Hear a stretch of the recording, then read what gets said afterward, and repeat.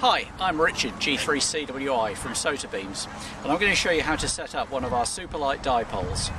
So for that we're going to need three things. The Superlight dipole, we're going to need three of our pegs, and we're going to need a 7-meter Sotapole. So that's all we're going to need. The video that we're going to show you here is going to be equally applicable to our bandhopper range of dipoles as well. So the techniques that we use here will apply to any of those antennas. So let's get started. The first thing we're going to need to do is to put up the Sotapole. This is very, very simple. Take off the top cap, put it in your pocket. Okay, we're going to need to get the top section out first, and at this point we're going to need to figure out which direction the wind's coming from, because this top section, when we lay the Sotapole on the ground in a second, is going to need to be lying so it's facing directly into the wind. So to put up the Sotapole, all I need to do is to pull and twist.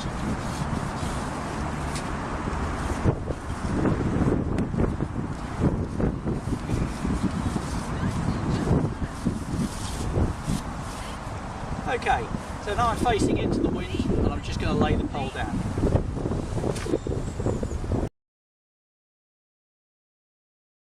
Now I'm at the top end of the Sotapole and I've got the top end pointing into the wind. That's going to help us later on, because when we put the antenna up we need the wind to actually help us rather than make it more difficult for us. So I've got the antenna here and I'm going to need to attach the antenna to the top of the pole.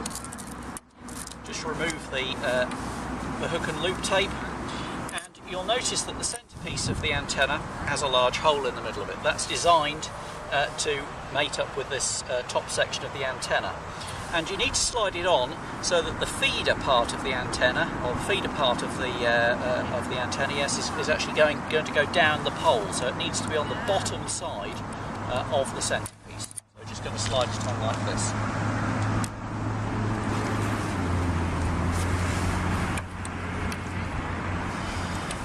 Now we need to take a moment now to make sure that we've got everything ready, so that when we actually undo the two sides of the dipole and the feeder, that everything's going to pay out correctly. So I'm going to put the two sides of the dipole on the correct sides of the centerpiece like this, and make sure that the feeder is just to the lower side of the centerpiece, so that when everything untangles, that when everything's unwound, that it'll be really easy and we won't get into any knots.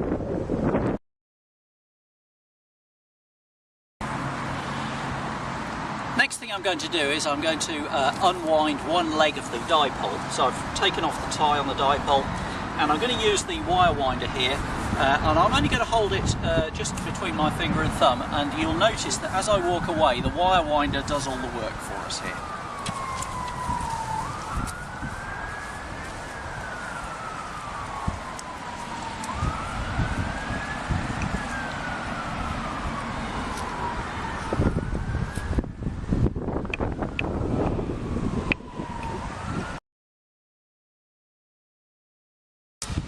The next phase is to peg out this end of the antenna, and the Superlight dipole, as with our bandhopper dipoles, has pegging loops which enables you to do this really easily. And you'll notice that the wire winder is actually attached to the end of the guy extension on the antenna. That means you won't lose it. It also means that you can use the wire winder for other applications, and I'll show you those in another video about the wire winders. So pegging is an easy job, but we're not going to peg the end of the antenna where I've wound it out to, because that's not going to leave us any slack to put the antenna up. What I'm going to do is to pick up the wire winder, walk back approximately a metre or 2 metres, and peg the antenna there. That slack will allow the Sotapole to lift cleanly and easily in one easy motion.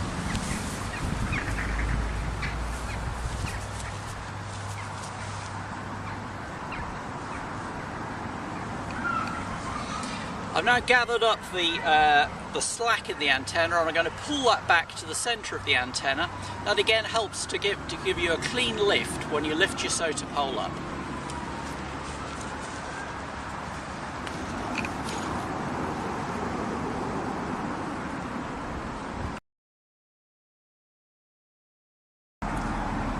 So now I've got one leg of the antenna laid out and pegged.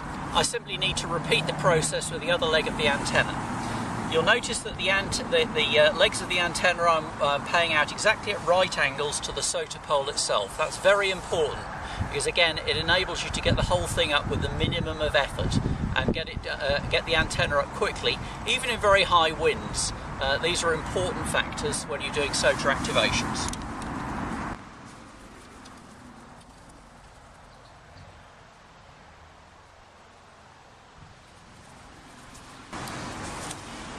So now all we have to do is to get the feeder and the back guy sorted out, and we'll be ready to erect the antenna.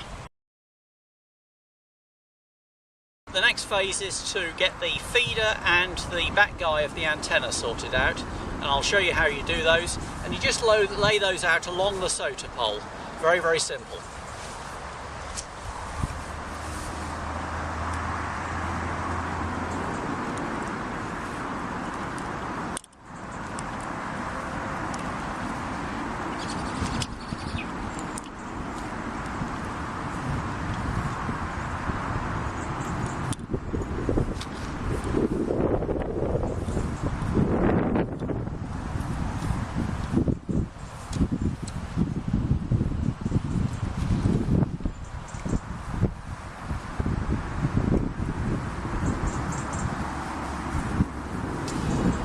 We're now ready to lift the antenna, to lift the pole and to lift the antenna off the ground. All we have left to do now is to lift the SOTA pole and lift the antenna with it. Because the SOTA pole is pointing into the wind will actually help us in lifting the antenna. And so on this occasion the wind is actually our friend. The wind is actually going to help us to lift the whole system up easily and cleanly. So let's see how easily and cleanly this lifts.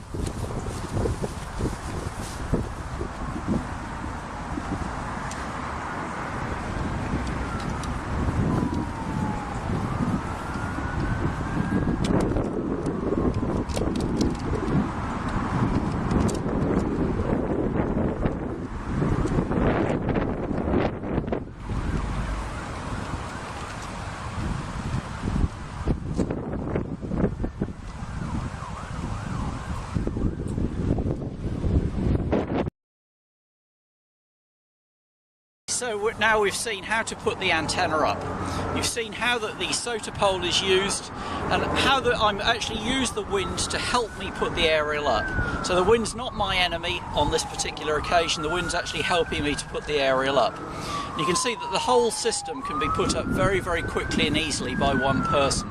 That's the sort of thing that you're aiming for if you're doing an effective SOTA activation, or if indeed you're operating portable in any other sort of situation as well. The techniques that you've seen here apply equally to our bandhopper range of antennas. So I hope you've enjoyed the video, and I hope you found something new and learned some useful new techniques. I'm Richard Newstead with SOTA Beams. Thanks a lot.